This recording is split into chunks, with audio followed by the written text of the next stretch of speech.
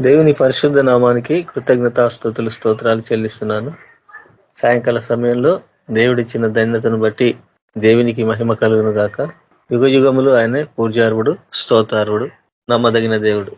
ఆయన మనకు రాజు, రక్షకుడు, కాపరి, ఇమ్మానియేలు. మరి ఎవరు కారు, ఆ దేవుడే మనకు శాశ్వతుడు. మరి దేవుని నామానికి మహిమ చెల్లిస్తుంటున్నాను. ఆయనకే కృతజ్ఞత వందనాలు చెల్లిస్తుంటున్నాను.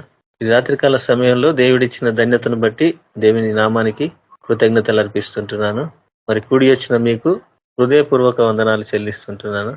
రాత్రికాల సమయంలో మనము ప్రార్థన ద్వారా దేవుని మహిమపరుస్తూ మరి యొక్క స్కై ప్రోగ్రామ్ ను మనము స్టార్ట్ చేసుకుందాము. పరిశుద్ధుడు పరిశుద్ధుడు పరిశుద్ధుడు పరిశుద్ధుడు పరలోకమందున మా తండ్రి, మహాగణుడు, మహోన్నతుడు, పరిశుద్ధుడు, నిత్య నివాసి అని యేసయ్య. ఇక సాయంత్రకాల సమయమందు ప్రభ ఈ రీతిగా మేము కోరుకుంటకు మీరు ఇచ్చిన మరొక నూతన దినం కొరకై నీకు వందనాలు చెల్లిస్తున్నాం ప్రభు. కృపామయుడు ప్రభాన తండ్రి, కరుణ గల దేవా, నీ యొక్క కనికరం చొప్పున ప్రభ మమ్మల్ని అందరినీ ప్రేమిస్తూ నూతన వాత్సల్యంతో మమ్మల్ని పిలుస్తున్న దేవుడు నీకు వందనాలు చెల్లిస్తున్నాం. అయోగ్యులము ప్రభాన తండ్రి, బలహీనులము ప్రభాన తండ్రి, ఎన్నో విషయాలు పడిపోతూ చెడిపోతున్న వారనైనా మమ్మల్ని పట్టుకొని నిలబెట్టిన వాడవు, నడిపిస్తున్న వాడవు, మమ్మల్ని పోషించిన మా పోషకుడవు, మా రక్షకుడవు నీకు వందనాలు చెల్లిస్తున్నాం. మా కొండ, మా కోటవు, మా ఆశ్రయ దుర్గమైన దేవ, ఆపత్కాలంలో ప్రభాన తండ్రి మీ యొక్క ఆశ్రయపురంలోనికి వచ్చేటకు ప్రభ మాకు ఇచ్చిన ధన్యత కొరకే నీకు వందనాలు చెల్లిస్తున్నాం. ప్రభ మేము ఏమి ఇచ్చి కూడా మీ రుణం తీర్చుకునలేం నాయన. నువ్వు మా పట్ల చేసిన గొప్ప విశేషమైన కార్యంలో కొరకై నీకు కృతజ్ఞతాస్తుతులు చెల్లించుకుంటున్నాం. నా విమోచకుడవ సజీవుడవ ప్రభ ఈ సాయంత్రకాల సమయం ముందు ప్రతి ఒక్క బిడ్డను మీకు తోడుకొని రండి. ప్రతి ఒక్క బిడ్డ ప్రభ నా తండ్రి నీకు సన్నిధానంలో ప్రభ వారి హృదయాలను కుర్మరించుకొని ప్రభ నా తండ్రి ఈ దినపు వాక్యమును ప్రభ వారు గైకొనుటకు వారి హృదయంలో తెరవండి నాయన. సిద్ధపరచండి ప్రభ. నీకు వాక్యమును ప్రభ గైకొని మనస్సు మాకు దయచండి నాయన. మా అయోగ్యతలన్నింటినీ తుడిచివేయండి ప్రభ. మీరు యోగ్యులు గనక ప్రభ నా తండ్రి మీ సన్నిధిలో మేము యోగ్యతతో కూర్చుండి ప్రభ నీ యొక్క సన్నిధానంలో, నీ యొక్క పాద సన్నిధిలో, నీ యొక్క వాక్య ధ్యానంలో ప్రభ నా తండ్రి మమ్మల్ని నీ పరిశుద్ధాత్మ శక్తి చేత నింపమని నడిపించమని ప్రభ మిమ్మల్ని వేడుకుంటున్నాం నాయన. నా తండ్రి రాని బిడ్డలందరినీ నడిపించండి, వాతావరణంని మీ స్వాధీనంలో పెట్టుకోనండి. అదేవిధంగా టెక్నికల్ సమస్యలు రాకుండా ప్రభ ప్రతి విధమైన ఆటంకాలను కొట్టివేయండి.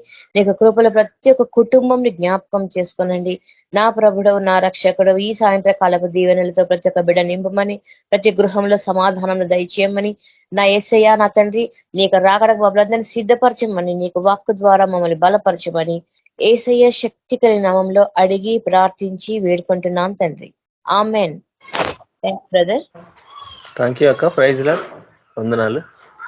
దేవుని పరిశుద్ధ నామానికి స్తుతులు స్తోత్రాలు చెల్లిస్తూ మరి సాయంకాల సమయంలో దేవుడిచ్చిన ధన్యతను బట్టి మనము ఆయనకు మహిమకరంగా జరుగుటకు మరి మహిమ ఘనత ఆయనకే చెల్లాలా.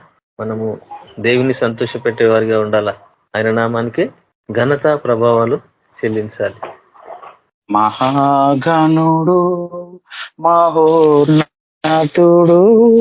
పరిశుద్ధుడు, నిత్య నివాసి. మహాగణుడు, మహోన్నతుడు, పరిశుద్ధుడు, నిత్య నివాసి. మా సామర్థ్యము, పునరుద్ధానము, మా జీవము, మా రక్షణ నిధి. మా సామర్థ్యము, పునరుద్ధానము, మా జీవము, మా రక్షణ నిధి. మహాగణుడు, మహోన్నతుడు, పరిశుద్ధుడు, నిత్య నివాసి. ఉన్నత పరిశుద్ధ స్థలములలో నివసించువాడు పరిశుద్ధుడు. ఉన్నత పరిశుద్ధ స్థలములలో నివసించువాడు పరిశుద్ధుడు. అయినను నలిగిన వినయపు దీన మనస్సులో నివసించును, జీవించును. అయినను నలిగిన వినయపు దీన మనస్సులో నివసించును, జీవించును. మహాఘనుడు మహోన్నతుడు పరిశుద్ధుడు నిత్య నివాసి పడిపోయి మేముంటిమిగా అంధకారమందుంటిమిగా పడిపోయి మేముంటిమి అంధకారమందుంటిమిగా అయినను తిరిగి లేతుము యెహోవాయే మా వెలుగు మా రక్షణ అయినను తిరిగి లేతుము యెహోవాయే మా వెలుగు మా రక్షణ మహాగణుడు మహోన్నతుడు పరిశుద్ధుడు నిత్య నివాసి మన క్రీస్తును బట్టి ఎల్లప్పుడూ నిందకు పాత్రులమైతిమి మన క్రీస్తును బట్టి ఎల్లప్పుడూ నిందకు పాత్రులమైతిమి అయినను ఎల్లప్పుడు ఊరేగించును మమ్ము విజయముతో స్తోత్రములు అయినను ఎల్లప్పుడు ఊరేగించును మమ్ము విజయముతో స్తోత్రములు మహాగణుడు మహోన్నతుడు పరిశుద్ధుడు నిత్య నివాసి మా సామర్థ్యము పునరుద్ధానము మా జీవము మా రక్షణ నిధి మా సామర్థ్యము పునరుద్ధానము మా జీవము మా రక్షణ నిధి మహాగణుడు మహోన్నతుడు పరిశుద్ధుడు నిత్య నివాసి ఆమేన్. Praise Lord brother, thank you. వందనాలు, దేవునికి స్తోత్రము. దేవుడు మిమ్మల్ని అందరినీ దీవించును గాక. Praise Lord Dilip brother. మహాపరిశుద్ధుడు అయిన తండ్రి, ప్రేమ కలిగిన దేవ, కృపా కనికరం గల తండ్రి, జీవం కలిగిన దేవ, జీవాధిపతి ఉన్న మా తండ్రి, మమ్మల్ని ఎంతగానో ప్రేమించిన దేవ, ప్రేమ స్వరూపివి, కరుణ సంపన్నుడవు తండ్రి, దయా దాక్షిణ్యుడవు, ధవలవర్ణుడవు, రత్నవర్ణుడవు, అతి సుందరుడవు, అతి కాంక్షణీయుడవు, 10,000 మందిలో గుర్తించదగినటువంటి నా ప్రాణప్రియుడు అయిన దేవ, వారునాథ సత్యస్వరూప్యగు తండ్రి, ఎల్లప్పుడూ మాకు ఇమ్మానుయేలుగా తోడుగా ఉన్న దేవానికి వందనాలు స్తోత్రములు. గడిచిన కాలం అంతా తండ్రి, ఈ దినం వరకు ప్రభువ నీ కృపలో దేవా మమ్మల్ని కాచి కాపాడి నైనా తండ్రి మమ్మల్ని సజీవ లెక్కలో నిలబెట్టి ఈ రీతిగా తండ్రి ఈ దినం యొక్క రాత్రికాల సమయంలోనైనా నీ సన్నిధిలో మమ్మల్ని అందరినీ చేర్చిన విధానాన్ని బట్టి ప్రభు నీకు వందనాలు స్తోత్రములు. ప్రభు ఎక్కడ 2-3 కూడి నా నామంలో ఉందరో అక్కడ వారి మధ్య నేను ఉంటానని మాకు సెలవు ఇచ్చిన దేవుడవు తండ్రి, మీరు కృపాసత్య సంపూర్ణుడవై తండ్రి మా మధ్యలో ఉన్నందుకునైనా మీ యొక్క ఆత్మ యొక్క సన్నిధినైనా మీకు అయినా మా మధ్యలో ఉంచినందుకు మాతో మీరు ఉన్నందుకు ప్రభా నీకు వందనాలు కృతజ్ఞతలు చెల్లించుకుంటున్నాం. ప్రభా ఇంతవరకు తండ్రి నాయన పాటల ద్వారా ప్రభా మీరు మహిమ పొందినారు. ఇప్పుడు నీ యొక్క వాక్యాన్ని ప్రభా తండ్రి మేము ధ్యానించబోతుండగా తండ్రి పరిశుద్ధాత్మ దేవ తండ్రి యేసయ్య నాలో నువ్వు ఉండి నాతో నువ్వు ఉండి ప్రభా నా నోటికి నువ్వు తోడుగా ఉండి ప్రభా నాయన వాక్యాన్ని ఉపదేశించి నాయన మీరు మాతో మాట్లాడమని బోధించమని ప్రభా నా తండ్రి మేము ప్రార్థిస్తున్నాం. ప్రభా నా స్వనీతి మీద నా స్వబుద్ధి మీద నైనా తండ్రి నేను ఆధారపడకుండా ప్రభా నా ప్రవర్తన అంతటి యందు దేవా నా తండ్రి నీ అధికారానికి ప్రభా నన్ను నేను లోబర్చుకుంటున్నాను. ప్రభా నీకు వందనాలు స్తోత్రములు. మేము వినగలిగిన చెవులు, గ్రహించగలిగిన మనస్సు నైనా వాక్యాన్ని అర్థం చేసుకొని ఆ వాక్యాన్ని బట్టి ప్రభా మమ్మల్ని మేము పరిశీలించుకొని పరీక్షించుకొని నైనా వాక్యానుసారముగా జీవించే జీవితము నా తండ్రి నైనా మాకు అనుగ్రహించమని నాలో తండ్రి మాలో కానీ ఎలాంటి మీకు ఆయాసకరమైనది నైనా మీకు అంగీకారంగా లేనివి నైనా మేమేమన్నా కలిగి ఉంటే తండ్రి ఇది మాకు చూపించండి. వాటిని విడిచిపెట్టుకొని నైనా మీ కనికరాన్ని మీ కృపను పొందుకొని తండ్రి ఈ లోకంలో ప్రభానైనా నీకు నమ్మకమైన వారిగా నైనా తండ్రి ప్రభానైనా మీ యొక్క చిత్త ప్రకారంగా జీవించే వారిలాగా మేము ఉండటకు సహాయం దయచేయమని యేసుక్రీస్తు పరిశుద్ధ నామంలో ప్రార్థించి అడిగి వేడుకుంటున్నాం తండ్రి, ఆమేన్. తెస్సలోనిలకు రాసిన మొదటి పత్రిక 5వ అధ్యాయము 18వ వచనము. తెస్సలోనిలకు రాసిన మొదటి పత్రిక 5వ అధ్యాయము 18వ వచనము. ప్రతి విషయమునందును కృతజ్ఞతాస్తుతులు చెల్లించుడి, ఇలాగు చేయుట యేసు క్రీస్తునందు మీ విషయంలో దేవుని చిత్తము. కాబట్టి ఈరోజు ధ్యానించే అంశము దేవుని చిత్తము. మనము ప్రతి విషయంలో దేవునికి మనము కృతజ్ఞతాస్తుతులు చెల్లించాలా. కాబట్టి ప్రతి విషయము అంటే అందులో మంచి మనకు జరిగి ఉండొచ్చు, జరగకపోయి ఉండొచ్చు, మనకు కీడు జరిగి ఉండొచ్చు, జరగఉండకపోవచ్చు. మనం అనుకున్నది జరిగినా అనుకున్నది జరగపోయినా, మనం ఎలాంటి పరిస్థితిలో ఉన్నా, ఎలాంటి స్థితిగతుల్లో ఉన్నా, మనం ఎలా ఉన్నా కానీ అది మనల్ని సంతోషాన్ని కలిగించేదైనా, దుఃఖాన్ని కలిగించేదైనా, కాబట్టి అది ఎలాంటిదైనా కానీ ప్రతి విషయంలో దేవుడు మనల్ని కృతజ్ఞతాస్తుతులు చెల్లించమంటున్నాడు. కాబట్టి ఇలాగు చేయుట అంటే ఇది మనకు ఒక అలవాటుగా చూడండి మనము కలిగి ఉండాలా. ప్రతి విషయంలో మనము ప్రభువుని స్మరించుకోవాలా. ప్రభు నామాన్ని బట్టి, ప్రభు మన జీవితంలో జరిగించిన ప్రతి వాటిని బట్టి మనం ఎలా ఉండాలంట, వాటన్నిటినీ స్మరించుకుంటూ, వాటన్నిటినీ మనము జ్ఞాపకం తెచ్చుకుంటూ, వాటన్నిటిని బట్టి ఎల్లప్పుడూ ప్రభు సన్నిధిలో, ప్రభు ఎదుట మనము కృతజ్ఞతాస్తుతులు చెల్లించే వారిగా ఉండాలా. కాబట్టి ఈ రోజు చెప్పబడుతున్న వాక్యానికి ఈ వాక్యం అనేది మూల వాక్యం అన్నట్టు. కాబట్టి ఈ వాక్యాన్ని బట్టే దేవుడు ఈ రోజు మనతో మాట్లాడుతున్నాడు. కాబట్టి చూడండి, కాబట్టి బైబిల్లో కొందరి గురించి ఎవరు అలా కృతజ్ఞత భావం కలిగి లేరు. మనం చూస్తే సమూయేలు మొదటి గ్రంథము 1వ అధ్యాయము, సమూయేలు మొదటి గ్రంథము 15వ అధ్యాయము 17వ వచనము, సమూయేలు మొదటి గ్రంథము 15వ అధ్యాయము 17వ వచనము. అందుకు సమూయేలు, నీ దృష్టికి నీవు అల్పుడవుగా ఉన్నప్పుడు ఇశ్రాయేలీయుల గోత్రములకు శిరస్సు వైతివి. యెహోవా నిన్ను ఇశ్రాయేలీయుల మీద రాజుగా అభిషేకించెను. మరియు యెహోవా నిన్ను సాగనంపి, నీవు పోయి పాపాత్ములైన అమలేకీయులను నిర్మూలము చేయము, వారు లయమగు వరకు వారితో యుద్ధము చేయమని సెలవీయగా. ఎందుకు ఇక్కడ మనము సౌలు గురించి ప్రభు మనతో మాట్లాడుతున్నాడంటే, సౌలు ఎన్నిక లేనివాడు, అతను దేవుని దృష్టికి ఒక అల్పుడుగా ఉన్నవాడు. కానీ అలాంటి అల్పుడుగా ఉన్న వ్యక్తిని, ఏ మాత్రము యోగ్యత లేని వ్యక్తిని దేవుడు ఏం చేసిండు, ఇశ్రాయేలీల గోత్రములన్నిటి మీద ఆయనని శిరస్సుగా పెట్టిండు. అలాగే దేవుడు ఏం చేసిండు, ఇశ్రాయేలీల మీద ఆయనను రాజుగా అభిషేకించిండు. కాబట్టి సౌలు తన జీవితంలో తాను గ్రహించుకోవాలా, అంటే నా స్థితి ఒకప్పుడు ఎలాగా ఉనింది, ఎలాంటి స్థితిలో నేను ఉన్నవాడిని, ఇప్పుడు నా స్థితి ఎలా మారగలిగింది అంటే అక్కడ సౌలు ఏం చేయాలా, దేవుణ్ణి బట్టి అతను ఎల్లప్పుడూ ప్రభుకి కృతజ్ఞతాభావము కలిగి కృతజ్ఞతాస్తుతులు చెల్లించాల. అంటే మనం అనుకోవచ్చు కృతజ్ఞతాస్తుతులు చెల్లించడము, కృతజ్ఞతాభావం కలిగి జీవించడం ఏంటంటే, తనను రాజుగా దేవుడు ఎందుకు నియమించిండు ఇశ్రాయేలీల మీద. కాబట్టి తనను దేవుడు అభిషేకించిండు. తన దృష్టికి తాను అల్పుడుగా ఉన్న అలాంటి వ్యక్తిని దేవుడు ఎన్నిక చేసుకున్నాడు.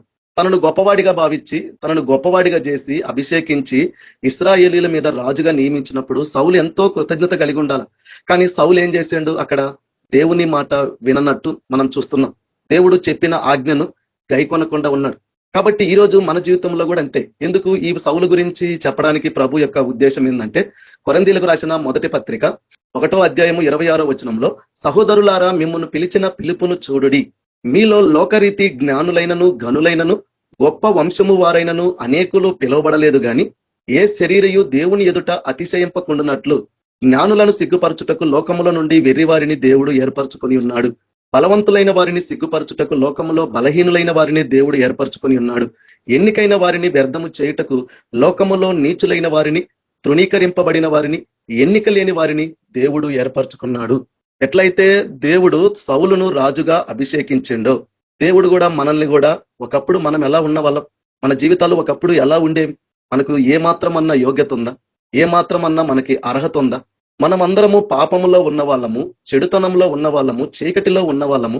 అలాంటి మనల్ని తన ఆశ్చర్యకరమైన వెలుగులోనికి దేవుడు మనల్ని పిలిపించి, మనల్ని దేవుడు ఒక రాజుగా, యాజకులైన సమూహముగా, పరిశుద్ధ జనాంగంగా దేవుడు మనల్ని మార్చినప్పుడు, ఆనాడు సౌలును దేవుడు ఎట్లయితే అభిషేకించిండో, ఈ రోజు కూడా దేవుడు తన ఆత్మచేత మనల్ని అభిషేకించి, సౌలు ద్వారా దేవుడు ఏదైతే ఒక ఆలోచన కలిగి ఉన్నాడో, తన ద్వారా ఒక పని జరిగించాలని ఉద్దేశం కలిగి ఉన్నాడు, తన పట్ల ఒక ప్రణాళిక, ఒక ఉద్దేశము దేవుడు కలిగి ఉన్నాడు. ఆ కలిగి ఉన్న దేవుని పట్ల ఈ సౌలు దేవునికి ఆ రీతిగా జీవిస్తున్నాడా? ఈరోజు మనం కూడా అలానే కదా. మనకి ఏమాత్రము యోగ్యత లేదు, ఎన్నిక లేని వారు మనం, ఎవరము కూడా గనులము కాము, గొప్ప వంశము వారము కాము, ఏ మాత్రము కూడా అర్హత, యోగ్యత, భాగ్యం లేని వాళ్ళం. మన దృష్టికి మనము కూడా అల్పులమైన వారం. అలాంటి అల్పులమైన మనల్ని దేవుడు పిలిచి, మన పాపాలు క్షమించి, మనల్ని రక్షణలోకి నడిపించి, తన పరిశుద్ధాత్మ చేత మనల్ని అభిషేకించి, ఈరోజు దేవుడు నీ ద్వారా, నా ద్వారా, మన ద్వారా, ప్రతి ఒక్కరి ద్వారా ఒక ప్రణాళిక కలిగి ఉన్నాడు. నీ ద్వారా దేవుడు ఒక పని, ఒక ఉద్దేశాన్ని కలిగి ఉన్నాడు. ఈరోజు నీ జీవితము అలా దేవునికి విధేయత చూపించేలాగా ఈరోజు మనం ఉండగలుగుతున్నాము.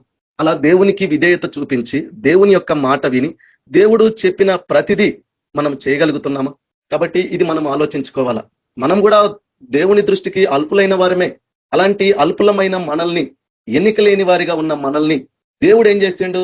ఒక పని నిమిత్తము, ఒక ఉద్దేశం నిమిత్తము దేవుడు మనలందరినీ ఏర్పరచుకున్నాడు, మనలందరినీ పిలుచుకున్నాడు.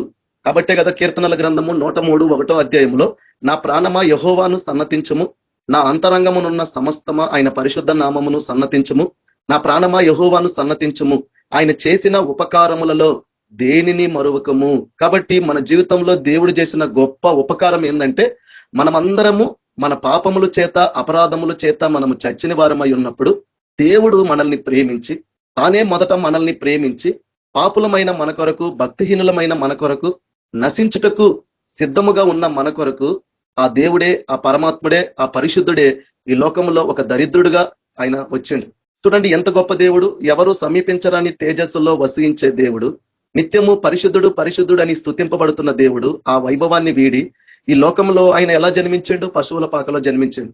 అలా దేవుడు ఆ కలవరి శిలువలో మన కొరకు ఎంతో తన ప్రాణాన్ని దేవుడు త్యాగం చేసి, ఎంతగానో ఆయన శ్రమపడి, బాధపడి, ఆయన ఎంతగానో చూడండి మరణం పొందినంతగా శిలువ మరణం పొంది విధేయత చూపించి తను తాను తగ్గించుకొని మనల్ని దేవుడు ఏం చేసిండు? మనల్ని కూడా తనతో పాటు పరలోకమందు ఆయన కూర్చుండబెట్టాడు. కాబట్టి దేవుడు మన జీవితంలో మన పట్ల చేసిన ఉపకారములలో మొదటిది ప్రభు మన కొరకు తన ప్రాణాన్ని త్యాగం చేయడం. అదే చెప్తున్నాడు చూడండి కీర్తనల గ్రంథము 103 అధ్యాయం 3 ఆయన నీ దోషములన్నిటినీ క్షమించువాడు, నీ సంకటములన్నిటినీ కుదుర్చువాడు, సమాధిలో నుండి నీ ప్రాణమును విమోచించుచున్నాడు, కరుణ కటాక్షములను నీకు కిరీటముగా ఉంచుచున్నాడు. కాబట్టి మన దోషములు, మన పాపములు, మన అతిక్రమములు, మన మీద ఉన్న ఆ శిక్షను ఆయన మీద వేసుకొని మనం చనిపోవలసిన స్థానంలో మనకి బదులుగా ఆయన చనిపోయి దేవుడు మనల్ని విమోచించిండు. దేని నుండి? మన పాపముల నుండి. కాబట్టి ఆ సేనా పట్టిన దెయ్యం వాడు ఎలా అయితే సమాధుల దగ్గర వాసం చేసేవాడు, మనం కూడా అలాంటి వారమే, అలాంటి స్వభావం కలిగిన వారమే. మనం అందరం కూడా చచ్చిన వారమే. అలాంటి చచ్చిన వారమైన మనల్ని చూడండి దేవుడు ఏ మాత్రము కూడా ఆయన ఎన్నిక చేసుకోవడానికి మనము గనులము కాదు, మనలో ఏ గొప్పతనం లేదు. ఎందుకంటే దేవుడే మొదట మనల్ని ప్రేమించి తన ప్రేమ మన పట్ల దేవుడు వ్యక్తపరిచిండు, వెల్లడిపరిచిండు, తన ప్రేమను ప్రత్యక్షపరిచిండు. ఎందుకు? మనమందరము మన పాపముల నుండి ప్రాయచిత్తం పొందుకోవడానికి, మనము తన కుమారుని ద్వారా మనం అందరము పాప క్షమాపణ పొందుకోవడానికి, తన కుమారుని ద్వారా ఉచితముగా మనం అందరము కూడా నీతిమంతులుగా తీర్చబడడానికి, తన కుమారుని ద్వారా మనమందరము మన పాపాలకు ప్రాయచిత్తం పొంది మనమందరము దేవుని ఎదుట నిర్దోషులుగా ఉండడానికి.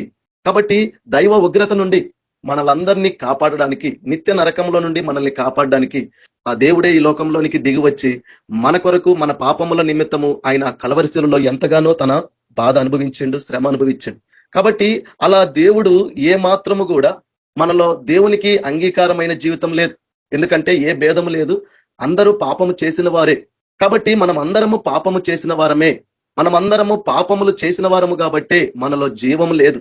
కాబట్టి తన కుమారుని ద్వారా మనం అందరము జీవించాలని, మనమందరము నిత్య జీవం పొందుకోవాలని, మనమందరము నిత్య రాజ్యంలోనికి ప్రవేశించాలని తండ్రి తన కుమారుణ్ణి లోకంలోనికి పంపించాడు. కాబట్టి ఎందుకు ఈ వాక్యం అంతా నేను చెప్తున్నానంటే, చూడండి సౌలు ఎలా అయితే ఎన్నిక లేనివాడో, తన దృష్టికి అల్పుడో, అలాంటి వ్యక్తిని దేవుడు ఎన్నుకున్నాడు. అలాంటి వ్యక్తిని దేవుడు ఏం చేసిండు? శిరస్సుగా పెట్టిండు.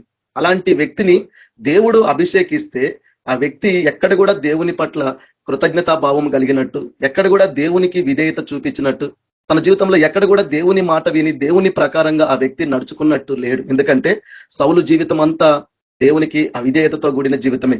చూడండి ఇక్కడ ఒక వాక్యం చూపిస్తే కీర్తనల గ్రంథము చూడండి నిర్గమాకాండము 14 అధ్యాయము 8 నిర్గమాకాండము 14 అధ్యాయం 8 యెహోవా ఐగుప్తు రాజైన ఫరో హృదయమును కఠినపరపగా అతడు ఇశ్రాయేలీలను తరిమెను. అట్లా ఇశ్రాయేలీలు బలిమి చేత బయలు వెళ్ళుచుండిరి. ఐగుప్తీలు అనగా ఫరో రథముల గుర్రములన్నీ, అతని గుర్రపు రౌతులు, అతని దండును వారు తరిమి బయల్సోపోను ఎదుటనున్న పీహా యిరోతునకు సమీపమైన సముద్రము దగ్గర వారు దిగి ఉండగా వారిని కలుసుకొనిరి. ఫరో సమీపించుచుండగా ఇశ్రాయేలీలు కన్నులెత్తి ఐగుప్తీలు తమ వెనుక వచ్చుట చూచి మిక్కిలి భయపడి యెహోవాకు మొరపెట్టిరి. అంతటా వారు మోషేతో, ఐగుప్తులో సమాధులు లేవని ఈ అరణ్యములో చచ్చుటకు మమ్మను రప్పించితివా? మమ్మను ఐగుప్తులో నుండి బయటకు రప్పించి మమ్మను ఇట్లా చేయనేలా?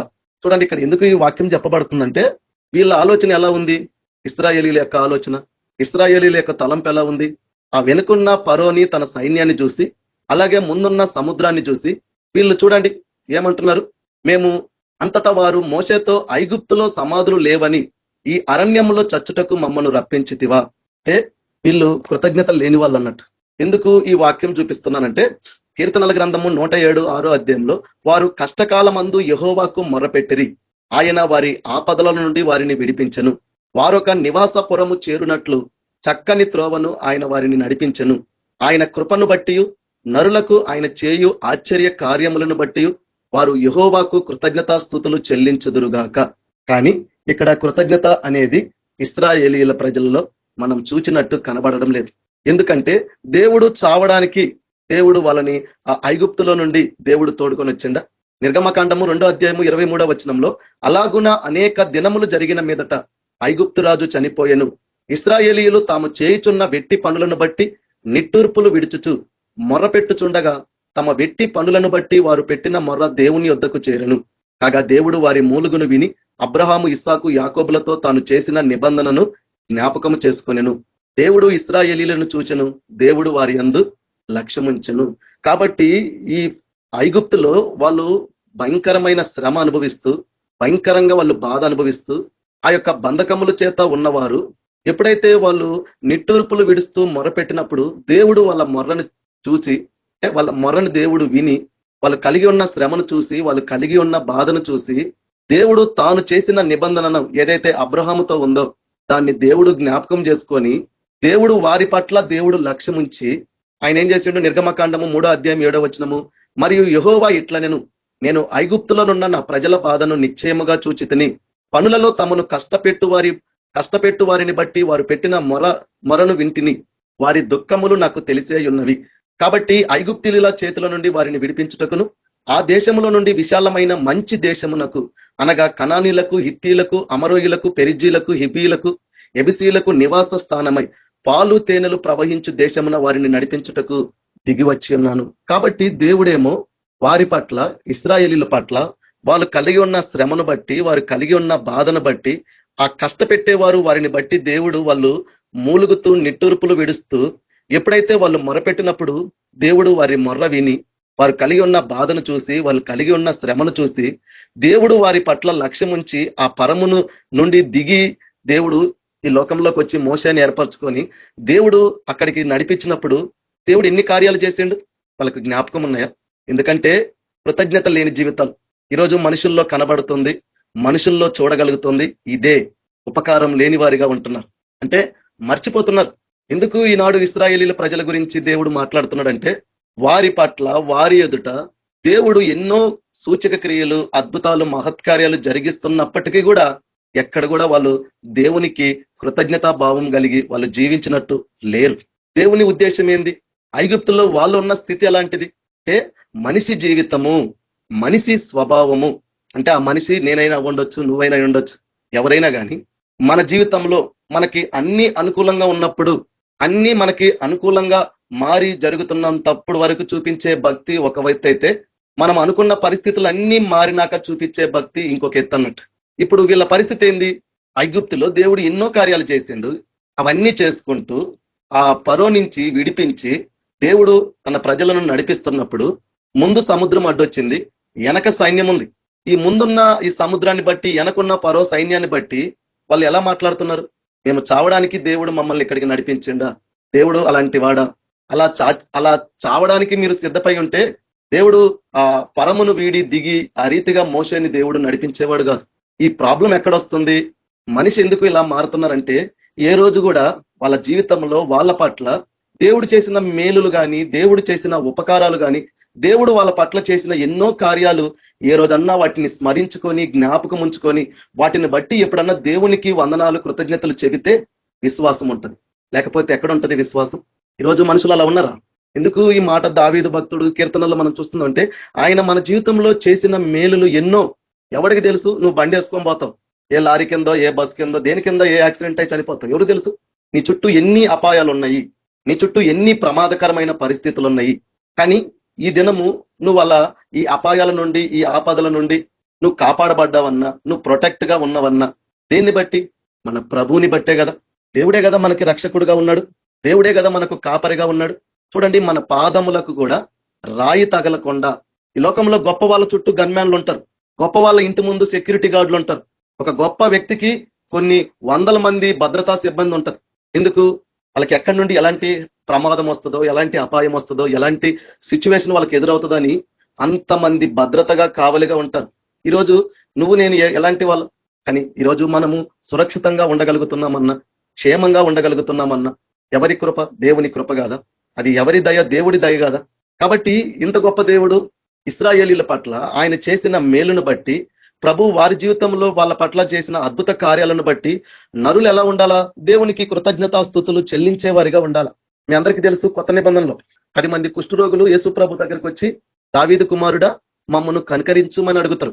కాబట్టి ఈ 10 మంది కుష్ఠరోగుల్ని దేవుడు ప్రేమించేవాడు కాబట్టి దేవునిలో ఎలాంటి భేదాలు, పక్షపాతాలు చూపించే వ్యక్తి కాదు. ఆయన శరణు జోరి ఆయనను ఎవరైతే ఆశ్రయిస్తారో వాడు నా కులమా, నా మతమా, నాకు సంబంధించిన వ్యక్తి, నాకు సంబంధించిన వ్యక్తి కాదా, ఇలాంటి భేదాలు, భిన్నాభిప్రాయాలు ఇట్లాంటివి చూపించే వ్యక్తి యేసు ప్రభు కానే కాదు. ఆయన గుణము, ఆయన తత్వం అలాంటిది కాదు. అలా చూపించేవాడైతే ఈ రోజు నీతిమంతుల మీదను అనీతిమంతుల మీద వర్షం కురిపిస్తున్నాడు. ఆయన భేదం గల దేవుడైతే తనను ఎరిగిన వాళ్ళు ఎవరో రక్షించబడ్డారు కదా, తనను అవమానపరుస్తున్నారు కదా. ఆయన గురించి ప్రకటించే వాళ్ళు ఎవరు? అలా ప్రకటిస్తున్న వాళ్ళని హింసించి, గాయపరిచి, ఏలన చేసి, అవమానపరిచి, బూతులు తిడుతుంటే పౌలుతో దేవుడు అనలేదా నువ్వు హింసిస్తున్న యేసునని? అలాంటి హింసిస్తున్న వాళ్ళని కూడా ఆయన రాకడను దీర్ఘశాంతము కలిగి, ఓపిక కలిగి ఎందుకు సహిస్తుండు? అలా దూషించేవాడు, అలా తిట్టేవాడు, అలా బూతులు అనేవాడు, కొట్టేవాడు కూడా రక్షింపబడాలనే కదా. ఆయన భేదం ఎక్కడ చూపిస్తున్నాడు? ఆ ప్రభు ఎక్కడ పక్షపాతం చూపించాడు? కాబట్టి 10 మంది కుష్ఠరోగులు దేవుని వద్దకు వచ్చినప్పుడు, దేవుడు 10 మందిని బాగు చేసినప్పుడు, 10 మంది శుద్ధులైనప్పుడు, కానీ ఒక్కడే కృతజ్ఞతతో కలిగి దేవుని దగ్గరకు వచ్చి ఆయన పాదాల మీద పడి దేవునికి కృతజ్ఞతాస్తుతులు చెల్లించి ఆయనను మహిమపరిచినట్టు మనం చూడగలుగుతున్నాం. దేవుడు అడుగుతాడు, ఈ 90 ఎక్కడ అంటే, ఈరోజు నా ద్వారా ఎంతమంది మేలులు పొందుతున్నారో, ఎంతమంది నా ద్వారా ఉపకారం పొందుతున్నారో, ఎంతమంది నా ద్వారా దీవించబడుతున్నారో, ఆశీర్వదించబడుతున్నారో, వీళ్ళందరూ నా ఎదుటొచ్చి నా పట్ల ఆ రీతిగా కృతజ్ఞత భావం కలిగి ఉంటారా అని చూచేవాడు దేవుడు. లేకపోతే అది ఎందుకు దేవుని చిత్తం అని చెప్తున్నాడు అంటే, ఆ 90 ఎక్కడని అడిగిండు దేవుడు. అంటే దేవుని ఉద్దేశం ఏంది? వాళ్ళు కూడా వచ్చి కృతజ్ఞత భావం చూపిస్తారనే కదా. ఈరోజు మన జీవితంలో మనలో కూడా ఈ కృతజ్ఞత అనేది ఉంటుందా? ఈరోజు దేవుని పట్ల దేవుడు అలా మనల్ని కూడా చూడగలిగేటట్టు మనము ఆయన పాదాల దగ్గరికి రాగలుగుతున్నాము. ఆ ప్రభువుని అతను గొప్ప శబ్దముతో దేవుణ్ణి మహిమపరిచాడు, దేవునికి కృతజ్ఞతాస్తుతులు చెల్లించాడు. ఈరోజు మనము అలా దేవునికి చెల్లించగలుగుతున్నాము. అలా ప్రభువు మన జీవితంలో చేసిన ఎన్నో మేలులను బట్టి, ఎన్నో కార్యాలను బట్టి మనం ఎన్నెన్ని అడుగుతున్నాం కదా. ప్రతి వాటిలో దేవునికి ఈరోజు మన జీవితము కృతజ్ఞత భావం కలిగి ఉందా? ఈరోజు ఇశ్రాయేలీల విషయం కూడా అదే. దేవుడేమో వాళ్ళ బాధను బట్టి, వాళ్ళు కలిగి ఉన్న శ్రమను బట్టి, దేవుడు తాను చేసిన నిబంధనను జ్ఞాపకం చేసుకొని మంచి మనస్సాక్షి కలిగి, మంచి హృదయం కలిగి, వాళ్ళ పట్ల మంచి తలంపులు, ఆలోచనలు, ఉద్దేశం కలిగి, ఎక్కడో ఐగుప్తులో చెరలో ఉన్న వారిని మంచిగా పాలు తేనెలు ప్రవహించి దేశానికి నడిపించి తీసుకురావాలని మోషేని పంపి దేవుడు తోసుకొని వస్తుంటే వీళ్ళేం మాట్లాడుతున్నారు చూడండి. నిర్గమకాండము 14వ అధ్యాయము 11వ వచనము, అంతటా వారు మోషేతో, ఐగుప్తులో సమాధులు లేవని ఈ అరణ్యములో చచ్చుటకు మమ్మను రప్పించితివా. చూడండి ఎంత మాట తేడా ఉంది. చచ్చిపోతున్నారు, బాధ అనుభవిస్తున్నారు, శ్రమ అనుభవిస్తున్నారు, నశించిపోతున్నారు, విముక్తి లేదు, విడుదలిచ్చేవాడు లేడు, ఆ చెరల నుండి తప్పించేవాడు లేడు. అలాంటి స్థితిలో ఉన్న వారిని దేవుడు జ్ఞాపకం చేసుకొని వారి పట్ల లక్ష్యం ఉంచి ఆ యేసుక్రీస్తు ప్రభువే ఆ పరమును వీడి భూలోకంలోకి దిగి వచ్చి తాను ఒక సేవకుని ఏర్పరచుకొని దేవుడు వెళ్ళి నడిపిస్తే వీళ్ళు మాట్లాడేదానికి ప్రభువు కలిగి ఉన్న ఆలోచనకి ఎంత తేడా ఉంది. మేము చావడానికి మమ్మల్ని తోడుకొని వచ్చితివా అంటున్నారు. చూడండి అదే సంఖ్యాకాండము. ఎందుకు ఈ మాటలు చెప్తున్నానంటే చూడండి, సంఖ్యాకాండము 14వ అధ్యాయం 1వ వచనము, అప్పుడు ఆ సర్వ సమాజము ఎలుగెత్తి కేకలు వేసెను, ప్రజలు ఆ రాత్రి ఎలుగెత్తి ఏడ్చిరి, మరియు ఇశ్రాయేలీయులందరూ మోషే అహరోనుల పైన సనుగుకొనిరి. ఆ సర్వ సమాజము, ఐగుప్తులో మేము ఎలా చావలేదు, ఈ అరణ్యమందు మేము ఎలా చావలేదు. చూడండి, సముద్రము వచ్చింది అడ్డు, అప్పుడు మేము ఎలా చావలేదు అన్నారు. ఇప్పుడేమో అరణ్యంలోకి వచ్చేలేకి ఇదే మాట మాట్లాడుతున్నారు. ఆ సముద్రం దగ్గర దేవుడు చేసిన కార్యము వాళ్ళు స్మరించుకున్న వారైతే, ఆ ఉపకారాన్ని, ఆ మేలును జ్ఞాపకం ఉంచుకొని దేవునికి కృతజ్ఞత భావం కలిగిన వారైతే ఎక్కడొచ్చి మళ్ళా ఇల్లే మాట మాట్లాడాల్సిన అవసరం ఉండదు. ఎందుకు ఇది అంటే మర్చిపోతున్నాం.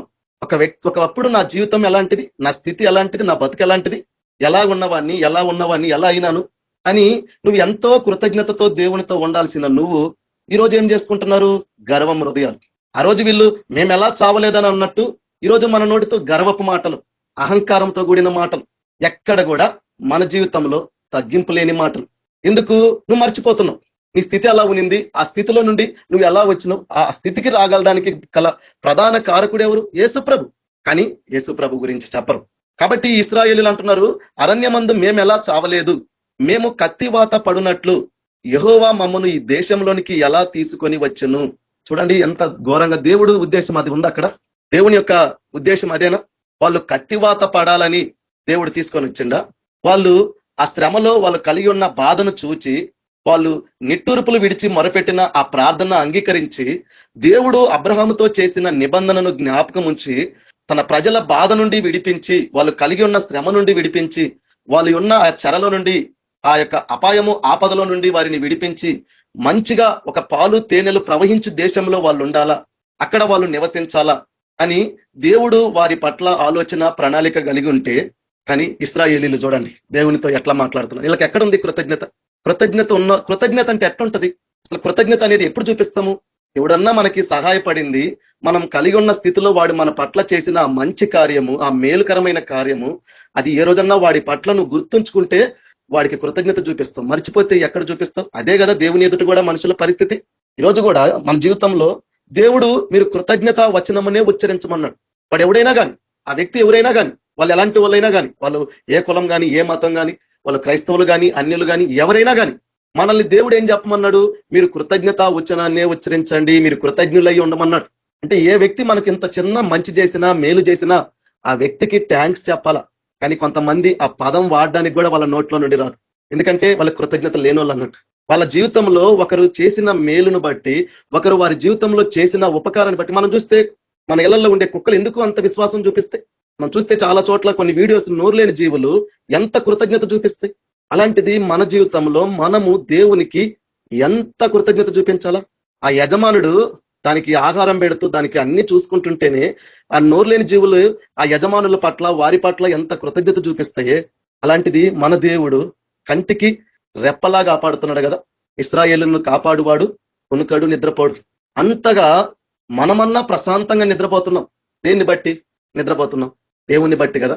ఆయన మనల్ని కొనుకగా నిద్రపోకుండా అంతగా దేవుడు మనల్ని కాపాడుతూ తన రెక్కల కింద మనకు ఆశ్రయం ఇచ్చి, దేవుడు ఎన్నో ప్రమాదాల నుండి, అపాయాల నుండి, ఎన్నో మనకు తెలిసినవి కొన్ని, తెలియనివి ఎన్నున్నాయి. ఆయన వేటగాని ఊరిలో నుండి ఆయన నిన్ను, ఆ వేటగాడు ఎక్కడెక్కడ ఎలాంటి ఊరులు పెట్టిండో మనకు తెలిసినవి కొన్ని, మనం చూడగలుగుతుంది కొన్నే. కానీ వీటన్నిటిలో నుండి తప్పిస్తూ, కాపాడుతూ, పోషిస్తూ, సంరక్షిస్తూ, అవసరాలన్నీ తీరుస్తూ, ఆనాడు ఇశ్రాయేలీలకు ఎలా దేవుడు ముందుగా ఉండి నడిచి ఈరోజు దేవుడు మన పట్ల ఉంటే, ఈరోజు ఆ దేవుడు మన జీవితంలో, మన పట్ల, మన జీవితంలో చేసే మేలులు, ఉపకారాలు, అసలు మనం ఎంత కృతజ్ఞత లేనోళ్ళమంటే మనకిచ్చిన రక్షణ పట్లనే భయం లేదు. ఈరోజు మనుషులకి రక్షణ పట్ల భయం లేదు. ఎందుకు? కృతజ్ఞత లేదు. ఈ రక్షణ నాకు కలగడానికి, ఈ రక్షణ నేను పొందుకోవడానికి అది ఉట్టిగా అయిందా? ఒక గొప్ప వ్యక్తి తనను తాను రిక్తునిగా చేసుకొని, తాను ఎంతో బాధ, శ్రమ, నిందలు, అవమానాలు భరించి, ఓర్చుకొని, సహించి, ఎంతో బాధతో, యాతనతో పడి ఈనాడు దేవుడు మనకి రక్షణ ఇస్తే అందులో మనం ఏమీ పడవం కాబట్టి మన రక్షణ పట్ల కూడా కృతజ్ఞత ఉండదు. అందుకు పాపం చేస్తాం. కృతజ్ఞత లేదు. ఒక వ్యక్తి రక్షించబడ్డాడంటే, ఒక వ్యక్తి తన పాపాల నుండి విమోచించబడి ఒక వ్యక్తి ఉంటే, ఆ వ్యక్తి అలా అవడానికి ఎంతో ప్రయాసపడింది యేసుక్రీస్తు ప్రభు ఒక్కడే. అలా ఆయన కలవరి శిలువలో ఈ గుడ్ ఫ్రైడే టైంలో ఎక్కువ అవే జ్ఞాపకం చేసుకుంటారు కదా. అలాంటి వ్యక్తి దేవుడు మన కొరకు అనుభవించిన బాధ, శ్రమ, ఆ కలవరి శిలువలో ఆయన పొందినది నువ్వు గుర్తుంచుకున్న వాడివైతే, దాన్ని ప్రతిరోజు స్మరించుకున్న వాడివైతే, జ్ఞాపకం ఉంచుకున్న వాళ్ళమైతే, నిజంగా మనలో కృతజ్ఞత అనేది ఉండుంటే మనం ఎవరం పాపం చెయ్యం. ఈరోజు అలా దేవుని పట్ల లేరంటే లేదు, మర్చిపోతున్నాం. చూడండి ఎందుకు ఈ మాట ప్రభు చెబుతుందంటే, కీర్తనల గ్రంథము చూడండి, కీర్తనల గ్రంథము 78వ అధ్యాయము 43వ వచనం నుంచి చూస్తే, కీర్తనల గ్రంథము 78వ అధ్యాయం 43వ వచనము, ఐగుప్తులో తన సూచక క్రియలను, సోయాను క్షేత్రమందు తన అద్భుతములను ఆయన చూపిన దినమున, చూడండి, ఐగుప్తులో తన సూచక క్రియలను, సోయాను క్షేత్రమందు తన అద్భుతములను ఆయన చూపిన దినమును వారు జ్ఞాప్తికి తెచ్చుకొనలేదు. అందుకు ఈ అరణ్యంలో కత్తివాత పడునట్లు యెహోవా మమ్మల్ని రప్పించున్నారు. ఎందుకంటే జ్ఞాపకం లేదు. అరే నీ జీవితం ఎలాంటిది, నువ్వు ఒకప్పుడు బ్రతికిన బ్రతుకు ఎలాంటిది, ఎలాంటి స్థితిలో ఉన్నావు, ఎలాంటి దౌర్భాగ్యుడిగా ఉన్నావు, ఎలాంటి స్థితిలో ఉన్న మనము ఎలాంటి స్థితికి వచ్చినాము, ఎట్లా వచ్చినాం, ఏ రోజన్నా అట్లా జ్ఞాపకం తెచ్చుకోగలుగుతున్నాము? సౌలుకు లేదు అది, ఈ ఇశ్రాయేలీలకు కూడా లేదు. ఆ 10 మంది కుష్ఠరోగుల్లో 9 మంది ఉన్నారు చూసినావా, లేదు జ్ఞాపకం. ఆ ఒక్కడే ఆలోచించగలిగాడు, జ్ఞాపకం తెచ్చుకున్నాడు. అరే నేను ఎలా ఉన్నాను, కుష్ఠరోగిని, ఈ కుష్ఠరోగి ఉన్నవాడు ఎలాంటి దౌర్భాగ్యమైన జీవితం జీవించిండు, ఎలాంటి పరిస్థితులు ఎదుర్కొన్నాడు. అలాంటి స్థితిలో ఉన్న నేను ఈ రోజు ఈ స్థితి నుండి ఇలా కారణం అవడానికి ఒక మహానుభావుడు, గొప్ప దేవుడు, ప్రేమగల్ల దేవుడు, జాలిగల్ల దేవుడు, ఆయన ఎవరైనా ఆలోచించుకుంటే అర్థమైంది, వచ్చి పాదాల మీద పడ్డాడు. కానీ మిగతా 9 మందికి ఈ జ్ఞాపకం లేదన్నట్టు. పౌలుకు కూడా లేదు. అందుకు ఈయన ఎవరు, సమూయేలు ప్రవక్త జ్ఞాపకం చేస్తున్నాడు. అయ్యా నువ్వు ఎలాంటి స్థితిలో నుండి వచ్చినోడివి, నువ్వు ఎలా ఉన్నావు ఒకప్పుడు, ఇప్పుడు ఎలా మారినవు, ఈ స్థితికి దేవుడు నీకు చేస్తే నీకు ఇంతంటే ఇంత కూడా ఆయన మాట వినాలని నీకు అనిపించలేదా, ఇంతన్నా ఆయన చెప్పినట్టు చేయాలని నీకు జ్ఞాపకం చేయబడలేదా? ఈ 9 మంది కుష్ఠరోగులకు కూడా అది జ్ఞాపకం రాలేదా? పోనీ ఈ ఇశ్రాయేలీలకైనా జ్ఞాపకం వచ్చుంటే దేవుడు చేసిన మేలును, దేవుడు చేసిన ఉపకారాలు ఏ రోజన్నా స్మరించుకుంటూ జ్ఞాపకం తెచ్చుకుంటూ మేము ఎలా ఉండేము, ఇలా ఉండడానికి అనేదాన్ని ప్రతిరోజు తెచ్చుకుంటే మర్చిపోరు ఎవరిని, నేను ఇలా అవడానికి గల కారకులు ఎవరో. కానీ వీళ్ళు మర్చిపోయినారు. అదే దేవుడు చెబుతున్నాడు.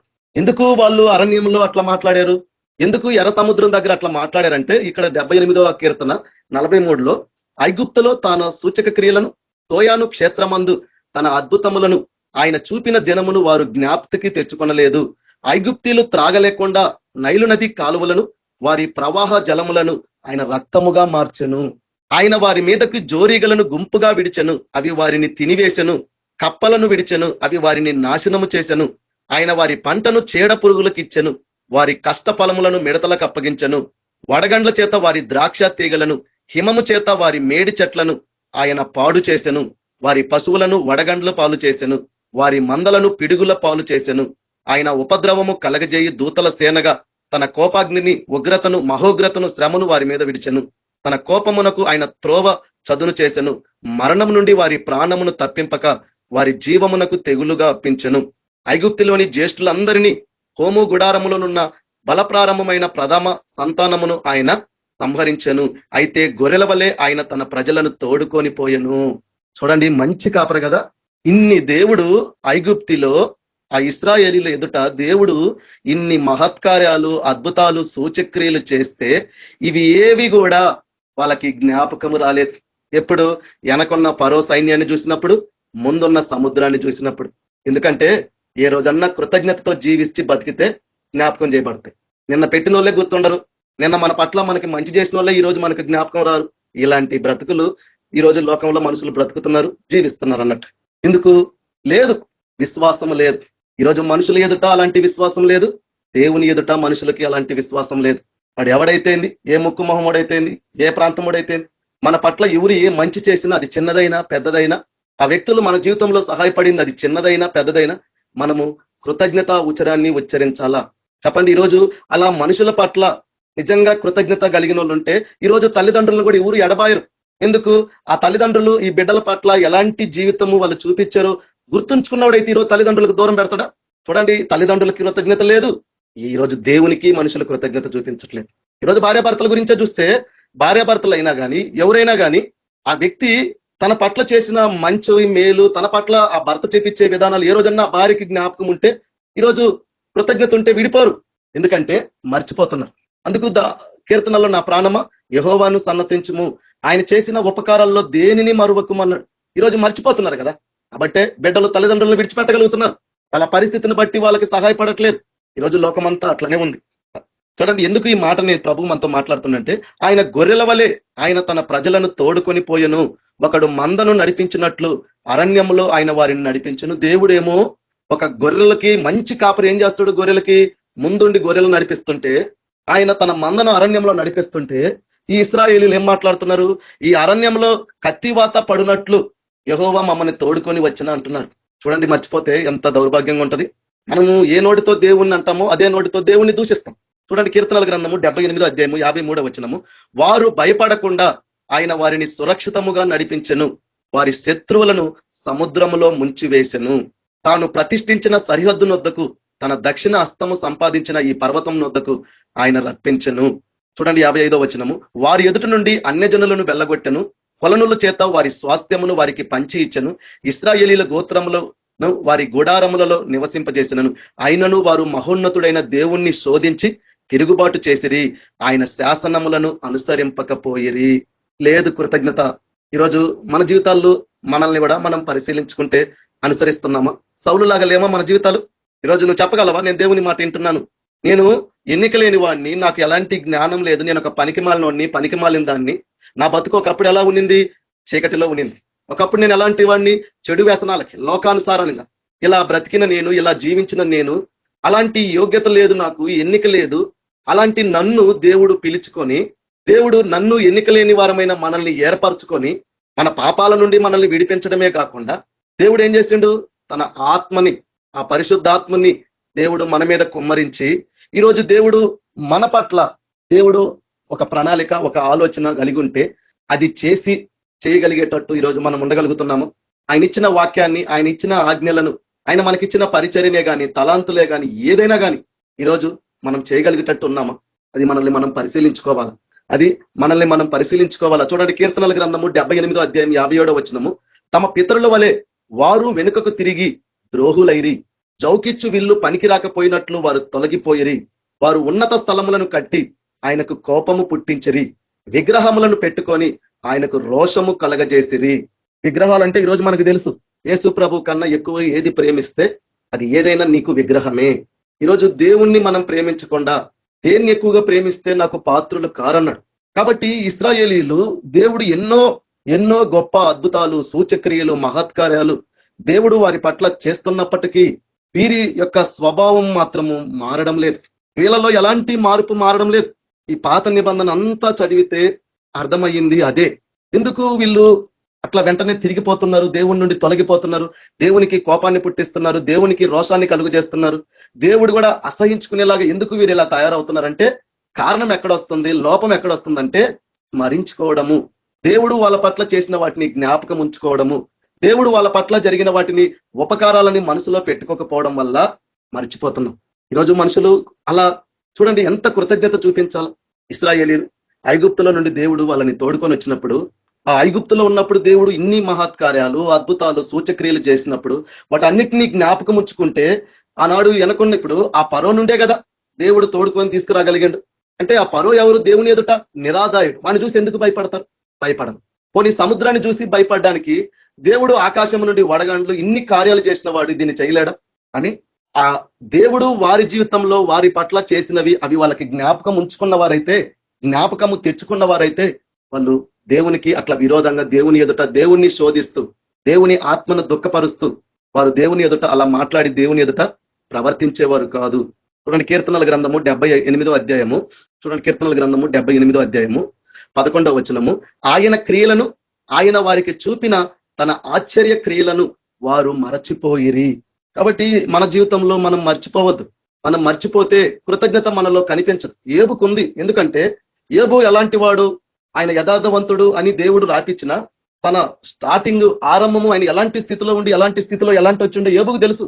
అందుకు యెహోవా ఇచ్చిండని అన్నాడు, యెహోవా తీసుకున్నాడు అన్నాడు. కానీ ఎక్కడ కూడా దేవుణ్ణి ఆయన దూషించినట్టుగా మాట్లాడలేదు. ఆ స్థితిలో కూడా దేవుణ్ణి మహిమపరుస్తున్నాడు. కాబట్టి దేవుడు మన జీవితంలో మన పట్ల మనము ఎలా ఉన్న వాళ్ళము, ఎలాంటి స్థితిలో ఉన్న వాళ్ళము, ఎలాంటి పరిస్థితిలో ఉన్న వాళ్ళము, ఎలాంటి మనము ఎలా మారగలిగినాము, ఇలా అవ్వగలిగినాము, ఇలా చేయగలుగుతున్నామంటే ప్రధాన కారకుడు ఎవరు? దేవుడే కదా. ఆ దేవుడే కదా ఈరోజు మనల్ని అలా చేయబట్టే కదా మనం దీవించబడ్డామన్నా, ఆశీర్వదించబడ్డామన్నా, కాపాడబడ్డామన్నా, మన ద్వారా ఏది జరుగుతున్నా, ఏమవుతున్నా ఎవరు? దేవుడే కదా. కాబట్టి ఆ దేవుడు మన జీవితంలో మన పట్ల ఎన్నో ఆశ్చర్యకార్యాలు ఎన్నో దేవుడు మన పట్ల చేసిండు. వాటన్నిటినీ స్మరించుకుంటూ, వాటన్నిటినీ జ్ఞాపకం ఉంచుకుంటూ, వాటన్నిటినీ మేలులను బట్టి, ఉపకారాలను బట్టి ఎప్పుడు ఆయన పాదాల యొద్ద కృతజ్ఞతాస్తుతులు చెల్లిస్తే ఎవరు కూడా దేనికి కూడా భయపడరు. కానీ ఇక్కడ వీళ్ళు ఏం చేశారు? మరచిపోయిన వారిగా ఉన్నారు. ఐగుప్తు దేశంలోని సోయాను క్షేత్రమందు వారు పితరులు చూచుచుండగా ఆయన ఆశ్చర్య కార్యములు చేసెను. ఆయన సముద్రమును పాయలుగా చేసి వారిని అద్దరికి నడిపించెను. ఆయన నీటిని రాశిగా నిలిపెను. పగటి వేళ మేఘముల నుండి, రాత్రి అంతయు అగ్ని ప్రకాశముల నుండి ఆయన వారికి త్రోవ చూపెను. అరణ్యములో ఆయన బండలు చీల్చి సముద్రమంత సమృద్ధిగా వారికి నీరు త్రాగనిచ్చెను. అంటే బండలో నుండి కూడా నీళ్లు ఎలా ఉన్నాయంట? సముద్రంలో ఎంత నీరు ఉంటుందో అంత సమృద్ధిగా దేవుడు వారికి నీరు త్రాగనిచ్చాను. బండలో నుండి ఆయన నీటి కాలువలను రప్పించెను, నదుల వలె నీళ్లు ప్రవహింపజేసినను, అయినను వారు ఆయనకు విరోధముగా ఇంకను పాపము చేయుచూనే వచ్చిరి. అడవిలో మహోన్నతుని మీద తిరగబడిరి. ఏందా తిరగబాటు? ఇదే మేము ఐగుప్తులో చావడం చెప్పింది అన్నారు కదా, మనం చదివినాం కదా. ఈ అరణ్యంలో మేము కత్తివార్త పడినట్లు యెహోవా మమ్మల్ని తోడుకొచ్చినారు అన్నారు కదా. కుటిలమైన మాటలు ఇవి, మనం మాట్లాడకూడదు. ఇవి దేవునికి ఎంతో, దేవుని ఆత్మను ఎంతో దుఃఖపరిచే మాటలు. ఎందుకంటే దేవుడు, నువ్వు ముందున్న ఇది చూస్తున్నావు తప్ప వెనక నీ జీవితం చూడు, వెనక మన పరిస్థితులు చూడు. ఎన్నో ఎన్నో ఎన్నో ఎన్నో ఎన్నో దేవుడు మన పట్ల చేసినవి లెక్కకు మించి కనిపిస్తాయి. అంటే ఎంత నమ్మకమైన దేవుడుగా, మనకు నమ్మకస్తుడుగా, నమ్మదగిన వాడుగా ఉంటూ ఆ రోజు ఇశ్రాయేలీయుల్ని చూడండి, పగటి వేళ ఆయన మేఘస్తంభంలో ఉండి రాత్రంతయు అగ్ని ప్రకాశంలో నుండి దేవుడు వారికి త్రోవ చూపించాడు. ఎందుకు? ఒక గమ్యానికి చేరుకోవడానికి. ఈ త్రోవ చూపించి నడిపించే ఈ మార్గంలో సముద్రం అంతా నీళ్లు బండలో నుంచి తెప్పించి దేవుడు వారికి త్రాగనిచ్చాడు. నీటి కాలువలను బండలో నుండి రప్పించాడు, నదుల వల్లే నీళ్లు ప్రవహింపజేసాడు. కానీ వీళ్ళు ఎలా ఉన్నారు? ఆయనకు విరోధముగా పాపము చేయుచూనే వచ్చారు. అడవిలో మహోన్నతుని మీద తిరగబడిరి. కాబట్టి మన జీవితాల్లో అలా ఉండకూడదు. వారు తమ ఆశ కొలది ఆహారము నడుగుచు తమ హృదయములలో దేవుణ్ణి శోధించరి. శోధించడమే కాదు, ఈ అరణ్యంలో దేవుడు భోజనము సిద్ధపరచగలడా అనుచు వారు దేవునికి విరోధముగా మాట్లాడిరి. ఆయన బండను కొట్టగా నీరు ఉబికెను, నీళ్లు కాలువలే పారెను. ఆయన ఆహారము ఇయ్యగలడా? ఆయన తన ప్రజలకు మాంసము సిద్ధపరచగలడా అని వారు చెప్పుకొనిరి. యెహోవా ఈ మాట విని కోపగించెను. యాకోబు సంతతిని దహించి వేయుటకు అగ్ని రాజేను, ఇశ్రాయేలుల సంతతిని హరించి వేయుటకు కోపం పుట్టించెను. వారు దేవుని యందు విశ్వాసం ఉంచకపోయిరి. ఆయన దయచేసిన రక్షణ యందు నమ్మిక ఉంచలేదు. అంటే ఒక రకంగా కృతజ్ఞత అంటే విశ్వాసమే కదా. చూడండి, అయినను ఆయన పైనున్న ఆకాశములను ఆజ్ఞాపించెను, అంతరిక్ష ద్వారములు తెరిచెను. ఆహారమునకై ఆయన వారి మీద మన్నాను కురిపించి ఆకాశ ధాన్యము వారికి అనుగ్రహించెను. దేవదూతల ఆహారము నరులు భుజించిరి. భోజన పదార్థములు ఆయన వారికి సమృద్ధిగా పంపెను. ఆకాశమందు తూర్పు గాలి ఆయన విసరజేసెను, తన బలము చేత దక్షిణపు గాలి రప్పించెను. 29వ వచనం, వారు కడుపారా తినిసిరి, వారు ఆశించిన దానిని ఆయన అనుగ్రహించెను. వారు ఆశ తీరక మునిపే ఆహారం ఇంకా వారి నోలలో ఉండగానే దేవుడు కోపము వారి మీద దిగెను. వారిలో బలిసిన వారిని ఆయన సంహరించెను, ఇశ్రాయేలీయులలో యవనులను కూల్చెను. ఇంత జరిగినను వారు ఇంకను పాపము చేయుచు ఆయన ఆశ్చర్య కార్యములను బట్టి ఆయనను నమ్ముకొనకపోయిరి. అంటే ఇంత దేవుడు ఇన్ని అద్భుతాలు, ఇన్ని ఆశ్చర్యకార్యాలు, సూచక క్రియలు ఇన్ని కళ్ళ ముందు చేస్తున్నా కానీ వాళ్ళు పాపం చేయడం మానలేదు, దేవుని మీద సనగడం మానలేదు, అలాగే దేవుణ్ణి శోధించడము మానలేదు. ఈ మూడు బాగా చేశారు వాళ్ళు. ఎందుకంటే జ్ఞాపకం లేని వారిగా మనం చూస్తాం. ఆ న్యాయాధిపతుల గ్రంథం అంతా అట్లనే ఉంటది. దేవుడు వాళ్ళు పాపం చేయడం, కొంతకాలం శ్రమకు అప్పచెప్పడం, మరలా దేవుని దగ్గర వచ్చి ప్రాధేయపడడం, మరలా వెళ్ళి పాపం చేయడం, మరలా అప్పచెప్పడం. ఇదే ఇదే ఇదే ఇదే ఈనాడు నేటి క్రైస్తవులమైన మన జీవితాలు కూడా సున్నాకి పొల్లు కూడా తీసివేయబడినట్టు ఈ రోజు క్రైస్తవులు కూడా అలానే బ్రతుకుతున్నారు. ఆ దేవుని దగ్గరకు వస్తారు, పాపాలు ఒప్పుకుంటాము, ఆ కస్సేపే ఆ పాపాలు ఒప్పుకోవడం, ఆ దేవుని ఎదుట ఉన్న ఆ కస్సేపే ఆ 5 నిమిషాలు, ఆ 10 నిమిషాలే, తర్వాత మార్పు లేదు. ఎవరు నమ్మినా నమ్మకపోయినా హృదయాలను ఎరిగిన దేవుడు, మనుషులను చూచే దేవుడు కాబట్టి ఆయన సత్యం మాట్లాడేవాడు. ఈ మాట సత్యమే. మనం లేమో వాక్యం విన్నంతసేపు ఎక్కడ లేని పశ్చాత్తాపం ఉంటది, ఎక్కడ లేని ఒప్పుకుంటాము. ఆ వాక్యం ఒప్పుకొని విని పక్కకి వెళ్ళిపోయిన రోజు తర్వాత యథావిధిగా చూపిస్తాము. ఏదో ఒక రోజు మరలా దేవుని వాక్యం మనకు తగిలినప్పుడు మరలా దేవుని సన్నిధికి వచ్చి ఒప్పుకుంటాము, మరలా వెళ్ళి యథావిధిగా ఇలా జీవిత కాలం అంతా జీవిస్తున్నాం. ఇశ్రాయేలీల జీవితాలు అలానే ఉన్నాయి. ఈరోజు అంతరంగమందు యూదులుగా ఇశ్రాయేలీలుగా మారిన వారి జీవితాలు కూడా ఇలానే ఉన్నాయి. చూడండి, ఇలా మనము ఆయనకి విరోధంగా మనం ఇంకా పాపం చేస్తున్నామంటే, మనం ఇంకా పాపం చేయడం అంటే దాని అర్థం ఏంది? దేవుని మీద తిరగబడడం. సౌలు చేసింది అదే. అందుకు నువ్వు ఎన్నిక లేని వాడివి, నీకు ఎలాంటి యోగ్యత లేదు, నీ దృష్టికి నువ్వు అల్పుడుగా ఉన్నవాడివి. నిన్ను ఆయన ఎన్నుకొని రాజుగా అభిషేకించి తన గోత్రములన్నిటి మీద, నిన్ను ఇశ్రాయేలుల అన్నిటి గోత్రాల మీద నిన్ను శిరస్సుగా పెడితే, ఇంత స్థితి నీకు కలగజేసి నిన్ను ఇంత గొప్పవాడిగా చేసిన దేవునికి ఆయన మాట విని ఆయన చెప్పినట్టు చేసి కృతజ్ఞతగా జీవించలేకపోయినావా అని అడుగుతున్నాడు. ఇప్పుడు ఈ 10 మంది కుష్ఠరోగుల విషయం కూడా అంతే కదా. అప్పటిదాకా ఎట్లాంటి బ్రతుకు బతికారు, ఎలాంటి జీవితం జీవించారు? దేవుడు జాలిపడి దయ చూపించి వాళ్ళు కలిగి ఉన్న బాధను చూసి కనికరపడి వాళ్ళ కుష్ఠరోగం నుండి వాళ్ళని శుద్ధులుగా చేస్తే, అరే మేము ఇలా అవడానికి గల కారణం ఏంది, ఇలా మమ్మల్ని చేసిన దేవుడు ఎవరు అని దేవుని దగ్గరకు వచ్చి కృతజ్ఞత చూపించి, అయ్యా నువ్వు చేసిన మేలుని బట్టి, ఉపకారాన్ని బట్టి నీకు వందనాలు, కృతజ్ఞతలు అని చెప్పాల్సిన వాళ్ళు అడ్రస్ లేకుండా గల్లంత అయిపోయారు. ఎవడో ఒకడు ఆలోచించుకొని, నిజమే కదా, ఆ ప్రభు మాటను బట్టి వెళ్ళి మీ యాజకులు కనబరుచుకోండి అని చెప్పిన దాన్ని బట్టి, మనం నమ్మిన దాన్ని బట్టి, మనం వచ్చిన ఈ ప్రయాణం మధ్యలో నేను బాగుపడ్డాను కదా అని ఆయనను జ్ఞాపకం తెచ్చుకొని ఆ ప్రభు చేసిన మేలును స్మరించుకొని వెంటనే వచ్చి ప్రభు పాదాల మీద పడి ఆయనకి కృతజ్ఞత చెల్లించండి. ఈరోజు మన జీవితాల్లో మనం ఎంతమంది అలా ఉన్నాం చెప్పండి. ఈరోజు మనుషుల విధానం ఎలా ఉంది?